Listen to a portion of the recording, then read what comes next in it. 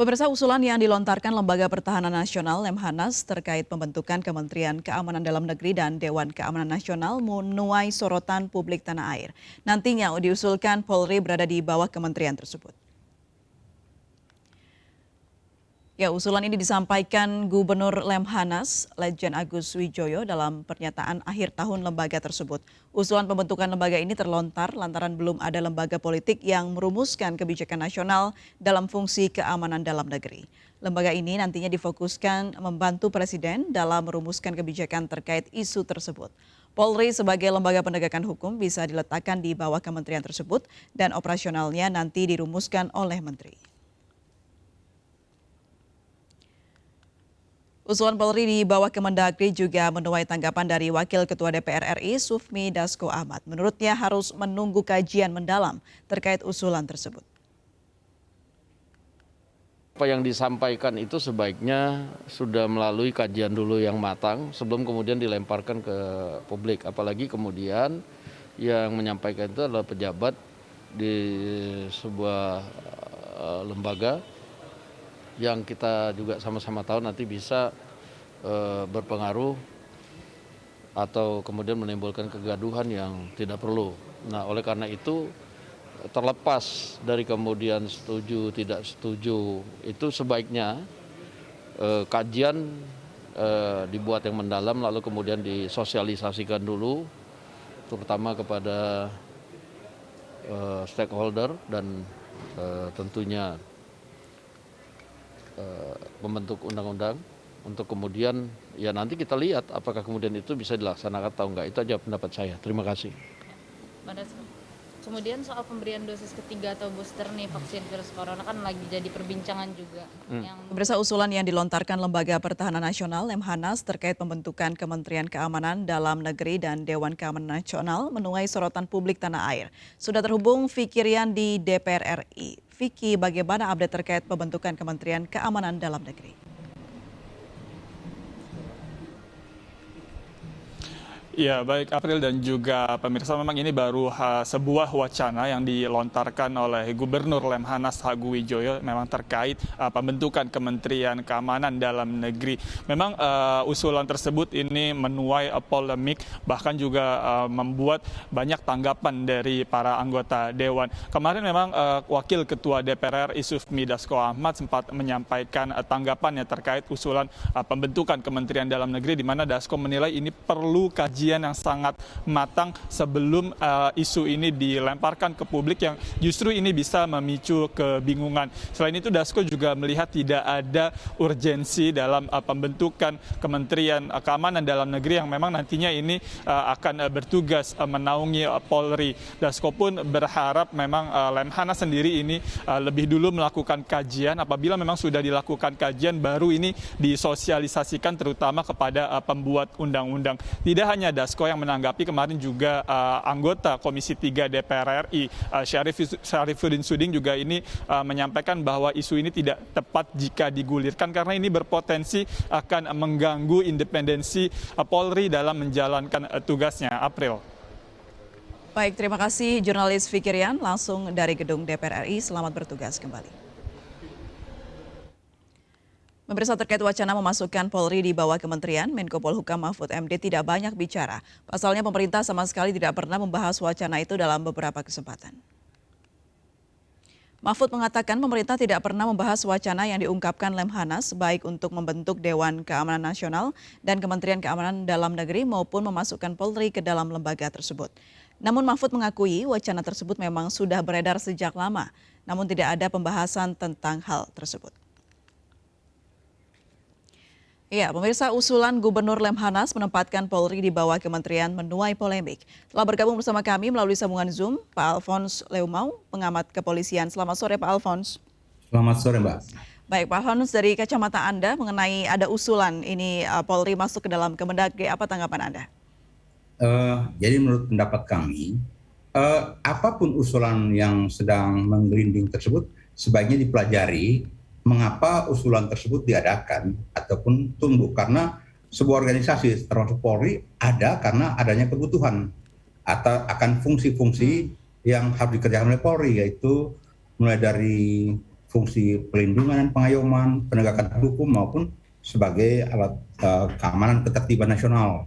Nah, apabila fungsi-fungsi tersebut sesuai dengan perkembangan zaman saat ini terasa bahwa ada diperlukan fungsi-fungsi tersebut mendapat perkuatan dan lain sebagainya, maka biasa saja pemikiran-pemikiran tersebut dipertimbangkan untuk diajukan.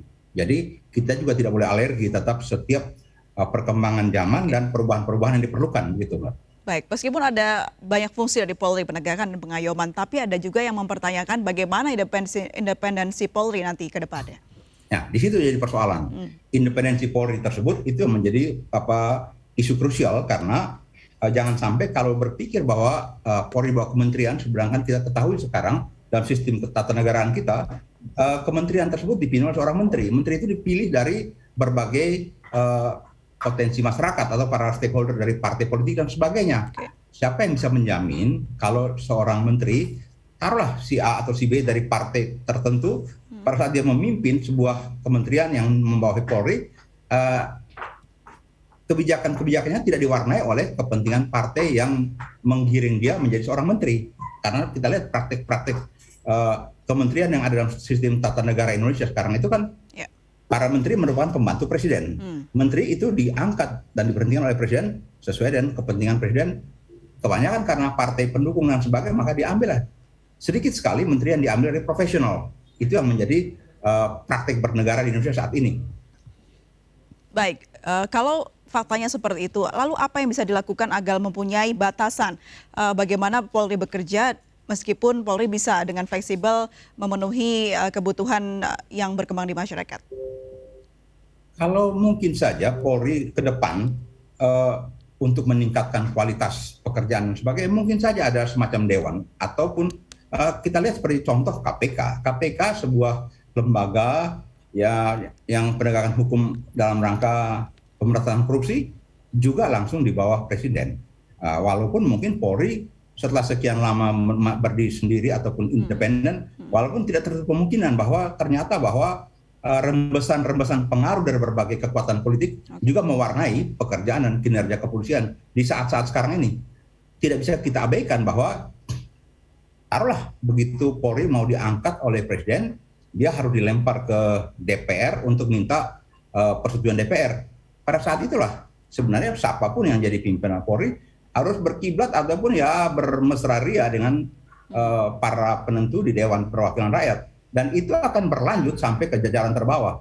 Tidak tertutup kemungkinan hari ini seorang Kapolda, seorang Kapolres dan sebagainya, mereka juga bermesra ria dengan kelompok-kelompok dari partai politik tertentu atau sekarang partai penguasa. Jadi pendekatan independensi ini menjadi persoalan yang sedang perlu dibahas secara intens. Sejauh mana independensi ini harus dijaga dalam posisi kepolisian saat ini. Baik, Pak Alphonse, ini apakah hal ini muncul karena memang di tahun ini kebetulan banyak sekali kepala daerah yang selesai masa jabatannya dan usulannya adalah TNI dan Polri akan menjabat sebagai kepala daerah sementara untuk itu? Saya tidak bisa memberikan kesimpulan sementara karena tidak ada sebuah kajian pun yang secara komprehensif memberikan penjelasan bahwa apabila para kepala daerah ini berhenti karena masa pemilihannya berakhir, maka lebih baik TNI dan Polri ditempatkan untuk menjadi pejabat sementara. Hal ini pernah terjadi beberapa waktu yang lalu seperti di Sulawesi Utara, seperti di beberapa tempat juga gubernur ataupun kepala daerah itu dijabat oleh aparat dari TNI ataupun Polri. Tetapi sampai saat ini tidak pernah dikaji sejauh mana efektivitas dan efisiensi daripada pengangkatan para pejabat sementara dari TNI maupun Polri. Itu adalah yang terbaik, model terbaik misalnya, Mbak. Sudah ada wacana Pak Alphonse mengenai ini, bagaimana TNI dan Polri akan diusulkan untuk menjadi pejabat sementara selain Dirjen yang nantinya akan menggantikan kepala daerah yang habis masa jabatannya di tahun 2022. Apakah menurut Pak Alphonse sah-sah saja hal itu dilaksanakan? Kalau menurut saya kalau diangkatnya TNI atau Polri aktif untuk menjabat sementara, sah-sah saja sejauh waktu menjabat tersebut dia tidak menunjukkan keberpihakan kepada kelompok-kelompok tertentu. Karena fungsi-fungsi pemerintahan ini kan sudah ada tupoksinya dan sudah ada roadmap-nya apa yang harus dikerjakan. Kan seperti gubernur, bupati dan sebagainya kan sudah ada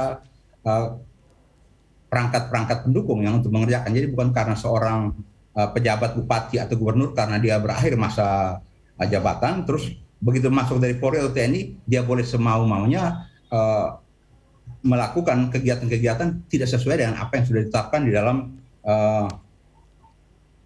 perangkat kelengkapan daerah tersebut. Oke. Gitu, Mbak. Baik, Pak Alfons, selain itu Gubernur Lemhanas juga mengusulkan adanya Dewan Keamanan Nasional begitu. Menurut Anda perlukah dewan ini dibentuk? Mungkin perlu dikaji. Sebuah ide itu baik juga dikaji karena tidak harus begitu ada ide terus rame-rame kita menolak ataupun mengabaikan. Tapi lebih baik dikaji lebih dahulu. Apa untung ruginya? Paling kurang SWOT singkat lah. Apa untung ruginya sekarang dibandingkan dengan Dewan Keamanan? Karena kalau dengan Dewan Keamanan, taruhlah di Dewan Keamanan itulah yang merumuskan berbagai kebijakan. Nah, nanti mungkin saja dipikir oleh Pak Gubernur Lemhanas, Polri sebagai pelaksana dan Dewan Keamanan yang akan mengawasi sejauh mana pelaksanaan apa yang direncanakan tersebut berjalan sesuai dengan mekanisme yang telah direncanakan. Mungkin saja ada nilai-nilai positif atau nilai-nilai yang lebih. Karena jangan sampai kita terperangkap banyak teori dari Plato dan sebagainya. Itu sejarah masa lalu. Tapi kita lihat pada era digital serupa ini saat sekarang dengan era demokratisasi, banyak norma-norma masyarakat yang berubah dan bergeser. Nah, organisasi seperti Polri yang merupakan kebutuhan masyarakat juga perlu beradaptasi dan menyesuaikan diri dengan fungsi-fungsinya dalam menghadapi pemenuhan kebutuhan masyarakat tersebut. Baik, berarti Pak Alfons ini lebih ke pemenuhan bagaimana masyarakat kita dinamikanya berkembang begitu ya, dan ini Polri berada di tengah-tengah untuk bisa membantu menstabilkan keadaan di dalam negeri. Betul sekali. Setiap organisasi dibentuk untuk mencapai tujuan tertentu. Oke. Membentuk organisasi kepolisian untuk mencapai apa yang jadi harapan masyarakat menyangkut pemeliharaan keamanan dalam negeri dalam hal ini. Nah, keamanan itu sendiri begitu dinamis dengan berbagai perkembangan yang sekarang terjadi. Dengan demikian, Polri juga harus bisa membuka diri untuk mengakomodasi dan mengadopsi berbagai perkembangan tersebut dan coba diterapkan di dalam organisasi dan pelaksanaan tugas-tugas keseharian. Baik, Pak Alfons, terakhir apa sih yang ingin dibentuk oleh pemerintah sebenarnya? Tiba-tiba ada usulan dari Lemhanas untuk Polri di bawah Kemendagri dan nanti juga BNPT juga rencananya akan di bawah Dewan Keamanan Nasional begitu. Apakah ingin meng-copy paste bagaimana cara pengelolaan dalam negeri seperti Amerika Serikat? Belum ada satu pola yang paling cocok untuk diterapkan di dalam pola peran dan fungsi kepolisian dari berbagai negara untuk paling cocok diterapkan di Indonesia.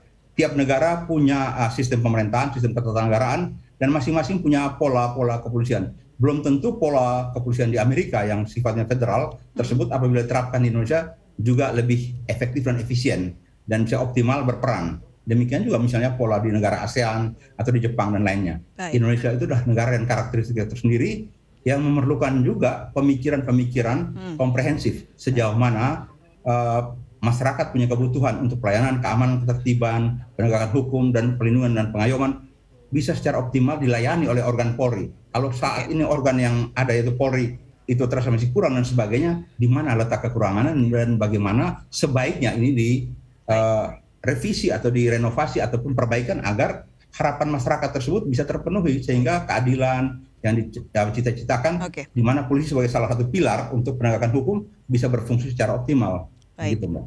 Terlebih lagi harus ada kajian yang mendalam ya Pak Alfons mengenai apapun itu jenis usulannya.